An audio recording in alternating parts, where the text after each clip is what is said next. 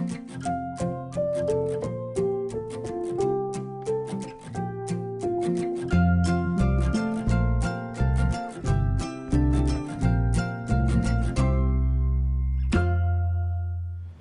everyone, this is Melanie from Melanie B's Creative Studio, and welcome back to my channel. And if you guys have not subscribed already, be sure to hit the subscribe button, and it's down there in the right hand corner. Don't forget to hit the notification bell beside the title of this video to be sure that you are notified of all future videos. So today I have a Craft Ease paint by number kit for you guys, and I'm excited about this one because it is another one from Diane Millsap. You guys, she does the paintings predominantly on New Orleans, and I just love the vibe of these paintings because they remind me so much of Charleston, and I don't know what it is. It's the colors probably. I just love her artwork, so I'm always drawn to her kits when they become available. So this is March collaboration with Craft Ease. Let me go ahead and open this kit because I've brought to you lots of Craft Ease paint by number kits before, and I want to jump right in. But first, let me show you this particular painting and what it's going to look like. All right, so you guys, you can see what a beauty this piece is, and this one reminds me of the homes in Charleston. I know it is New Orleans, and for those who live in Louisiana, I know I'm saying it wrong because it's probably New Orleans. You're probably going, please don't, please don't. Don't even try to say it properly. But, and if you watch True Blood, they say it totally wrong. But anyway, love her artwork. Beautiful color palette here. Here is the actual painting kit. You can see that Craft Ease vacuum seals their paints, and that just means that it keeps them fresher a little bit longer. So I haven't really mentioned this for quite a while, but I do recommend that you keep the paints vacuum sealed until you're ready to paint with your kit. I open them only for videos in order to swatch the kit, to kind of give you a heads up about how these particular paints in this particular kit will swatch, and for you to be prepared for what this actual kit may have to offer if you purchase it. So I open up kits when I get them and I swatch them, but that is for review and not for my own use. So if I get a kit for myself, I don't open the paints until I'm ready to paint that kit. That way I'm not exposing them to the air. I am not gonna dry out the paints any sooner than I need to. So for you guys who like to buy kits and you're not really ready to paint them yet, I don't recommend you go ahead and opening up vacuum sealed paints like this until you need them. I will be swatching these paints in just a little bit, and as I've been mentioning in some other videos, I am now swatching on an inkjet printable canvas. I have just been printing my digital swatch guide on this and then cutting them down and using this so that my swatches are more accurate and more similar to the surface of the painting, and so that we're getting a better representation of what it's going to look like once we put it on our painting surface. So I'm going to set this aside. I want to point out that Craft Ease is one of the few companies that include the 2 paint pots with the clear liquid. That is varnish for your finished project. A lot of people look at this amount and they go, oh my gosh, that couldn't possibly be enough. You guys, you don't need a lot of it. And I'll just go ahead and tell you that if you use the new Squeegee that I invented for applying clear gesso to apply that varnish, you don't need a lot. So you would put this, maybe just pour it into another container if you need to. You can pour it right onto your surface. But if you apply it, it's going to make that varnish go a lot further when you apply it with this Squeegee. So eventually I will come back and maybe do a video using this just to be able to show you how far this amount will cover. Craft Ease kits come with the 3 wooden paint brushes. There's a flat brush and 2 round brushes in here. They also come with the hanging hardware because we do get a stretched canvas with our Craft Ease kits. We also have our coupon in here that will tell you that if you post your piece on Instagram or Facebook and you follow and tag them with the hashtag here, you will get a 25% off coupon for your next purchase. So you make sure you do that because that is a nice discount code. We're also going to have our photo reference, which is in color, our numbers here with our paint pots. Now I am not seeing the stickers that normally come with our paint pots, and that is how we would normally put the number stickers on these paint pots. I didn't see that, so I'm going to look back into my kit and see if I have overlooked the number stickers that go with this. But normally we would use this as our reference for numbering these paint pots. And then we're gonna have our reference guide. Now I always like to point out they're really nicely stretched canvases because these are framed pieces. And this is what we consider a framed paint by number. It's already stretched to a wooden stretcher bar. And they always have a really nice stretched edge. So it's good and tight and ready to go. Now you may notice this one has a tinted canvas. People will ask what's the difference between a tinted and a non-tinted canvas. It really doesn't matter. To me, I have no preference. One thing I have noticed with a tinted canvas is that when I am painting and I am looking for an example, let's say number 11. Number 11 is kind of this off-white color. I'm painting number 11 and I say, oh look, there's number 11, there's number 11, there's number 11, number 11. I can find it so much faster because it is tinted the same color. It's a nice way to find the number you're looking for. But I don't know about you guys, as soon as I put up number 11 and I wash my brush because I didn't see any more number 11s, I will go back and I'll be like, oh look, number 11, number 11, number 11 in a normal paint by number canvas. I don't know what that is about, but yes. So tinted canvases are always nice for that reason. It's not as much of a scavenger hunt when you have a tinted canvas. And that's just my experience. This, it's just a beautiful piece. Now, one more thing I'll point out real quick, I just noticed. It's gonna have a variety of openings so that you are able to do anything from a large opening to a little tiny opening.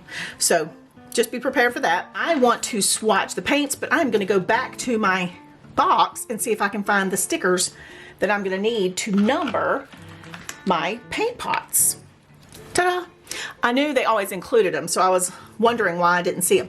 Okay, so I'm gonna move the canvas out of the way and let's take a quick look at how we're gonna number our paint pots before I go swatch them. For those of you who've seen me do this a whole lot of times, you could just fast forward this part. That's the beauty of YouTube. If you don't want to watch something, you can just, zip right through it, right? So when you have loose paint pots like this, the way I tend to approach them is I just flip them over. I don't necessarily put them in order or anything like that. I just make sure I can see them.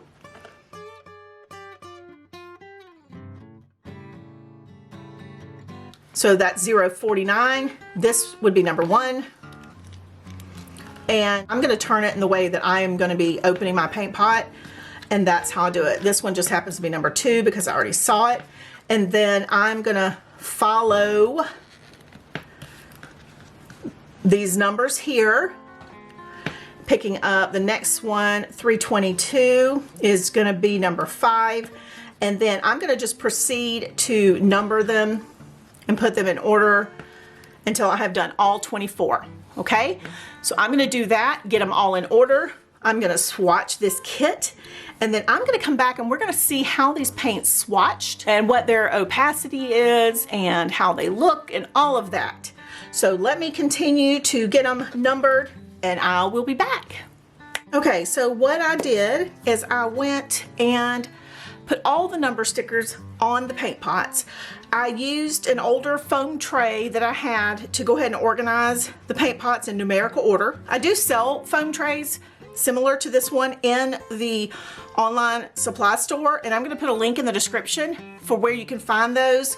I have the ones that are in sets of 12 holes, similar to these foam trays like this. But then what I did is I swatched it on one of the swatch guides that I had printed on the canvas. I ended up having about 8 of the paints that were either transparent or translucent or a little streaky. So what I did is I decided to go ahead and take a second canvas swatch and put down a layer of the Art Basics gesso on one side and the Liquitex gesso on the other, and swatch the difficult paints over here so that I could see if it made a difference if you went ahead and gessoed your canvas for this piece, and whether it would help you get better coverage for the paints that were going to be a little bit of an issue. And I did see a distinct difference once I put down gesso in some of these paints. So just using gesso alone helped improve the transparency and opacity of several of these paints. So I'll go ahead and show you which ones were definitely an improvement. Let's take a really close look here. And what I want to point out is this: just adding gesso to your canvas makes a big difference. This is going to be the swatch with the Art Basics, which is the matte finish gesso without the tooth. And I've done an entire video on the different gessos, and the two that I ended up really liking in the end were the Art Basics and the Liquitex clear gesso. Now, for those of you who are new to Paint by Number, you might need to go ahead and watch my gesso videos to understand why clear gesso can be important. But the most recent clear gesso video that I did, I really did an in-depth comparison on lots of different brands to determine which ones I felt like were the ones that were the most effective if you're going to use it at all. So you can see that the coverage was most definitely better when I applied a layer, and this is just one layer of the Art Basics and the Liquitex. So this is the original swatch with nothing on the surface at all to prep it, and this is with Art Basics and this is with Liquitex. So the difference in opacity of that paint is phenomenal. So then I did number 2, which didn't have a really bad opacity, it just needed a little extra oomph, and so you can see a distinct difference there as well. Number 5 was the next one.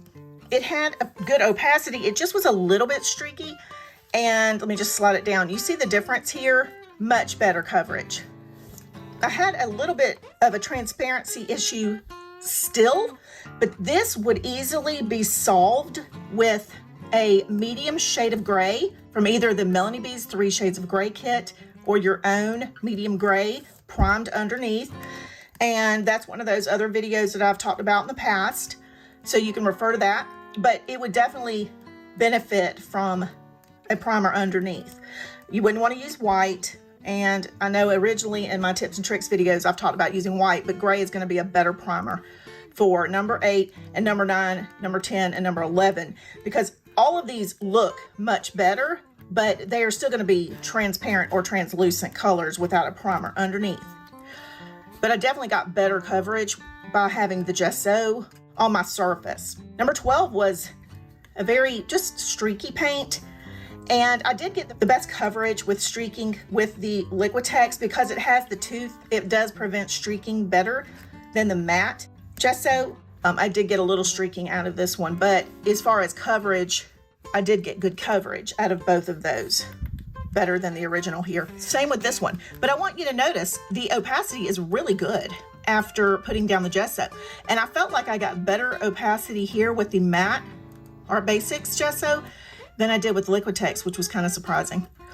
Number 20, same situation. It wasn't a bad opacity. It just needed a little bit of extra something, and you know, not to be streaky. And so I got better coverage with that one. And same went with this one. I ended up doing so many coats on this, just being super extra. I don't know what I was doing, but I definitely got better coverage, better opacity when I had it gessoed. So you can see that the gesso is definitely making a difference. Then I decided that number 7 needed work. I don't know how I skipped number 7. It really did need better coverage, but I went ahead and did it here, and I got the best coverage on the Liquitex side. So, you know, it's kind of one of those that Art Basics or Liquitex, either way, you're not going to go wrong. I just think you need to gesso your surface of this canvas, regardless of which one of these you end up using. So overall, I just feel like Diane Millsap and Crafties have done it again with another beautiful paint by number kit. This one was called Big Easy Moon, and I just think it's beautiful. You guys know I'm always attracted to these rainbow colors, so I couldn't help myself. I hope you guys enjoyed this video and this look at this beautiful kit. Be sure to connect with me on social media. That's Patreon, the Facebook group, Instagram, Pinterest, TikTok. If you scroll all the way to the bottom of the description box, you will find the links that you need to click and go follow me on those platforms. Thanks as always for joining me, and I will see you soon.